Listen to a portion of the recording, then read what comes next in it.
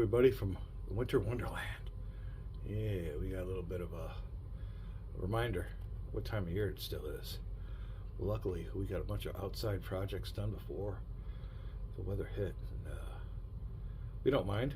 But first of all, it's our off time of year, so we don't have to get out there and scrape our windshield off, thaw out our door locks on our vehicles.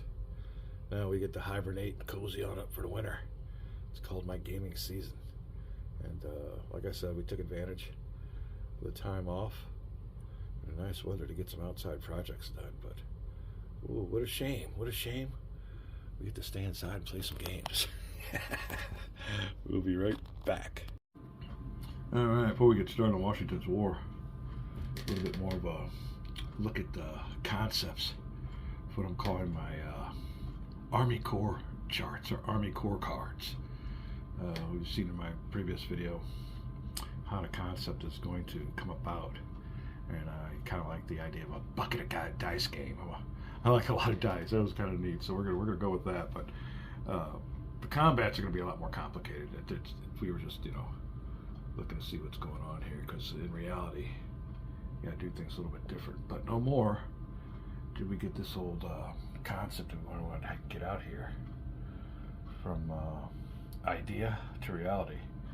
So here you go. These are our Union First Corps card, commanded by Reynolds, and his strength is 18.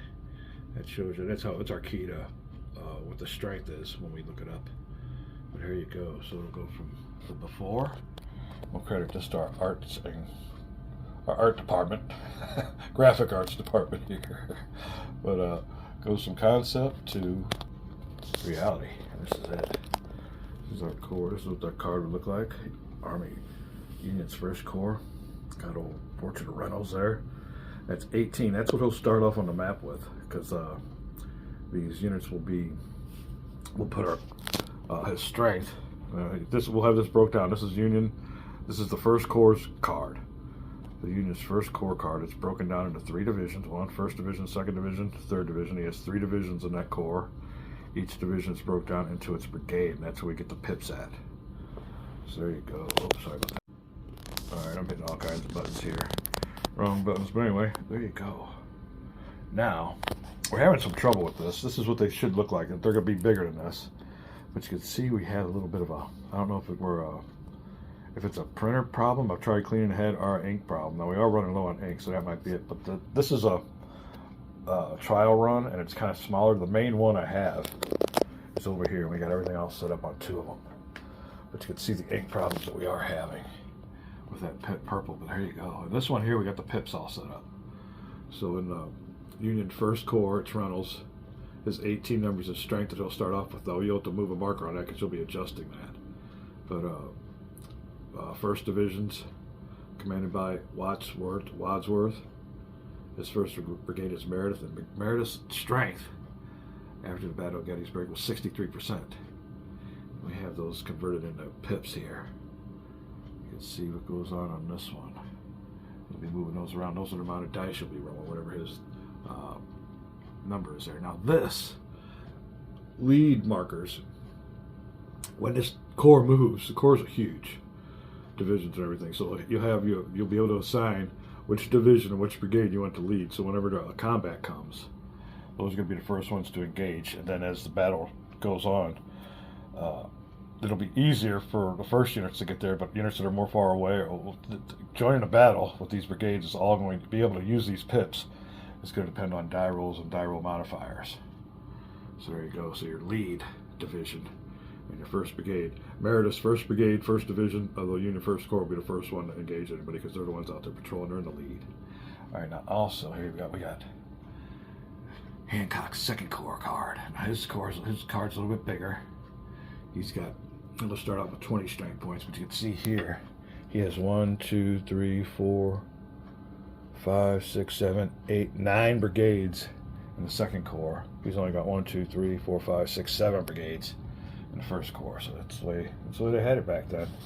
But we already got he's got his division he wants to lead that will engage first. Heading towards enemy. I guess some could also come in on the back and the rear action, but this is what they'll be doing. will be the first ones to engage, will be Harold's 1st Brigade. Now, we also have, what I was talking about earlier, that I'm not a big zone of control guy. In some situations, I'm not. But if you're moving cores around here, you're going to have a zone of control and a half.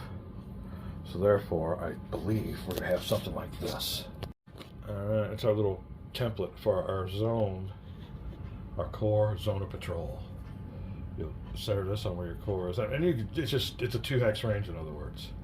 So instead of 1 hex range around your core, you definitely have a 2 hex range. That's where that lead comes in at. Whoever engages them first, whoever runs into the enemy first. So there you go, that's just a little homemade template we got made there. So if your headquarters unit's here, it's your core, you got patrols going all the way out here, and the first one to run into an enemy, and then you have certain criteria if you're able to battle, and when you do, you'll be calling everybody in. Now, the full strength of this core is 18 pips, but like I said, Meredith will be running into his, if this was a Confederate, Union Confederate, his lead would be rolling 3 dice. His lead, who's he got up here? You always want a strong one up here, yeah, against 3. So there you go. Then we'll have modifiers for leaders, terrain, and everything else. But that's the mechanic we're coming up with. Got our cards coming, and like I said, when I get to find out what's going on with the streaks, it'll look a lot better. It'll look more like this. This is one of the examples, but that's what we're working with.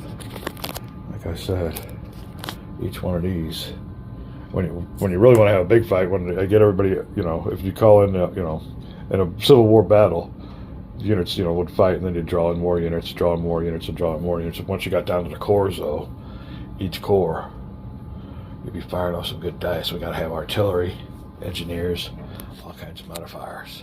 So what's going on down here with our lead is trapped. It must be taken. Homemade war game. Having a great time. With all of our little mini maps, everything else. We'll be back.